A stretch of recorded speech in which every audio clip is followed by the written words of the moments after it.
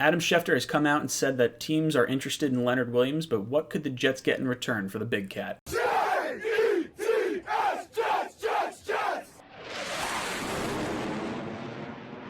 Welcome to Jets Talk. My name is Ryan. I'll be your pilot today. If you're new here, hit that subscribe button. If you've been here before, welcome back. I love having you here. Guys, the NFL trade deadline is fast approaching, and we are already starting to see a flurry of moves with Marcus Peters going to the Ravens and Jalen Ramsey being traded to the Los Angeles Rams. What could the Jets get for Leonard Williams? Obviously, Leonard Williams' time in New York has been numbered since the Jets decided to select Quinnen Williams with the third overall pick in this past draft. But what kind of compensation could the Jets actually get back for Leonard? First, let's take a look at his contract. Leo's in the last year of his rookie contract worth $14.2 million. There's about $8 to $10 million left for the remainder of this season.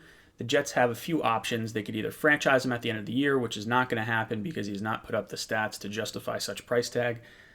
They could let him walk, and when he signs elsewhere, the Jets could receive a compensation pick for him.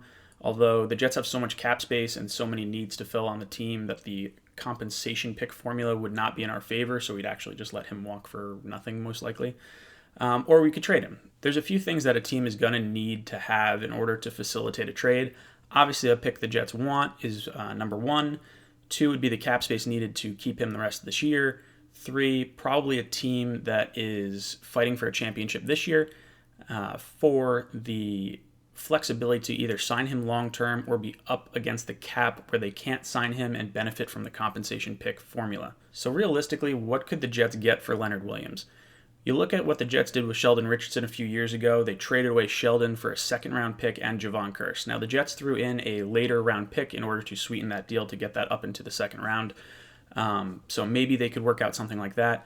You look at last year, Dante Fowler was traded to the Rams for a third and a fifth round pick. I think the Jets would be happy with either one of those scenarios. Obviously, getting the first round pick or the second round pick, it's the most ideal situation, but based on the production that we've gotten out of Leo, I think that's a little unrealistic. The one team that stands out to me would be the Kansas City Chiefs. This is a team that's clearly built to win now. They were in the AFC Championship game last year, and their defense ranks 30th in terms of ground yards given up per game, which is a strong suit of Leonard Williams.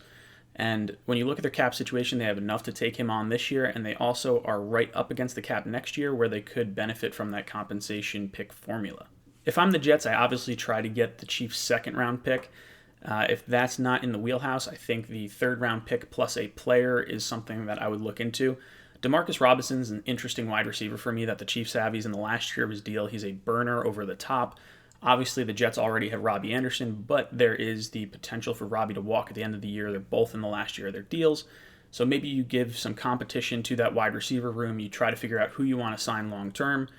And, you get that third round pick that'll help Joe Douglas build the offensive line and build the rest of this team. Let me know what you guys think down below. And as always, go Jets.